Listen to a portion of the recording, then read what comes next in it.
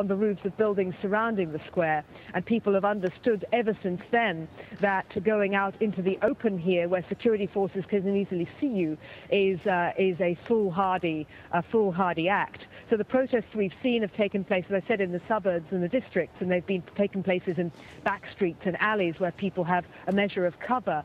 But you know, it's almost as if there are two countries here at the moment. There's Tripoli and there's the rest of Libya. And we are constantly being told that things are okay, that the government has the upper hand. But, for example, take yesterday, where I was assured quite firmly that it was all over in Zawiya, and that it was down to 20 people only, and they were holed up in a mosque unarmed, and all of it would come to an end very shortly. And then we saw the fireworks let off in Green Square and a pro-Gaddafi rally in full swing with a lot of very happy people there. The opposite was true. The battle for Zawiya had by no means quietened down and continued to rage. I should have said the day before yesterday, continued to rage all day yesterday. I have no idea from this morning, because I haven't spoken to anyone in Zawiya, what the situation is there. But it's one story in Tripoli, one story being told in Tripoli, and quite another reality, another dangerous reality in many other parts of the country. But it should be pointed out that Libya is a large country with a small population. When we talk about these battles raging across the country, what we're talking about is areas of conflict in isolated towns dotted around a very, very large landscape, with the large amount of Libya not densely populated and not doing very much at all. Our correspondent Anita McNaught updating us from Tripoli, where gunshots have been heard. We're now joined on the phone by Sami, who's a resident of Tripoli who escaped the city and is now in Cairo. Sami, tell us why you left the city. Well, it's quite obvious. We've left the city, especially for the last 3 days. The numbers of abductions and arrests and random pickups by the military police has increased. So it is really fear for our life. Plus, I have received phone threats, and also some of my family have received phone threats in Cairo. For some articles and some papers I have been writing, and it's just fear for our lives and for our relatives' lives that a lot of Libyans are trying to get out. Sami, what happens to these people that have been picked up? Do you have any idea? We have no idea. We know that after a long number, or a few days after many arrests, some have been released. However, that is the odd thing, but a very, very few number. And the reports that we got from inside, that people are not tortured, but they are actually arrested and kept in different places and in large numbers. Specifically, one report that we got in a single place, there is in excess of about 1,500 people.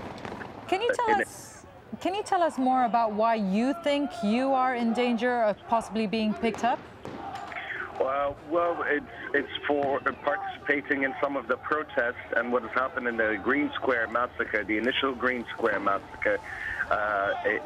In a very odd way, those who have escaped and the Green Square massacre were the first ones to be picked up. In addition, you've had Abdurrahman Swahili, who's also been picked up with along with his sons, straight from his house. We've had somebody who's been very active on the internet and tweeting and Facebook, and also one of the protesters who's been, his house was broken into and was shot in his house. He was killed in his house, actually. That is the reason that I think, personally, I could have been picked up as well. Sami, I know it's hard to gauge because there's a very heavy security presence in Tripoli, but can you tell us about how much support or lack of support the government has in the city? Well, there is, in Tripoli right now, we've been discouraging, I myself and along with many others have been discouraging the protesters from coming out. And the reason being is that they're very idle at the moment and very vulnerable. We've asked the protesters to stay put until the eastern region is closer to Tripoli, the movement that is happening, and they are getting closer and becoming stronger. And also in Zawiya, to see what will happen from Zawiya. The problem is that all the military strongholds in Tripoli are absolutely loyal to the Gaddafi regime.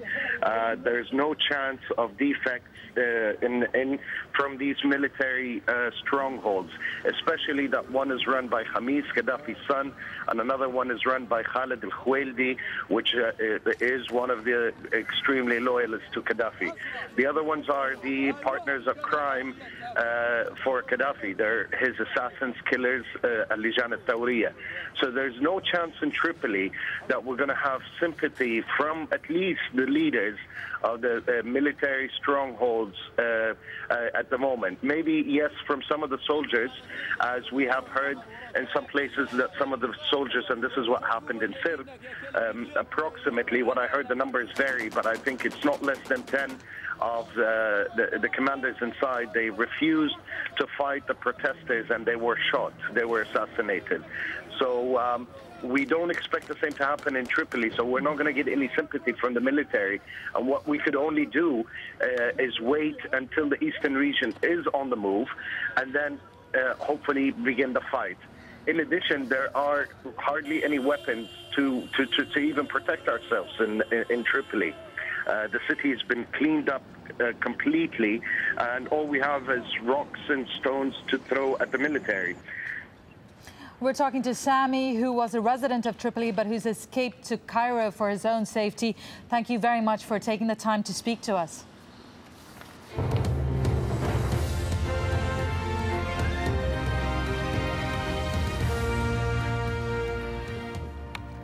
You're watching Al Jazeera, and if you've just joined us, a recap of the latest from Libya. Heavy gunfire is continuing in the Libyan capital, Tripoli, where it's just after 7:30 in the morning. It's not clear who is firing. A government spokesperson has told our correspondent the bursts of machine gunfire are celebrating success against anti-Gaddafi fighters in other parts of the country. State TV has also showed pictures of tanks, armored personnel carriers and other weapons it says were seized on Saturday from rebels in the city of AlJazeera.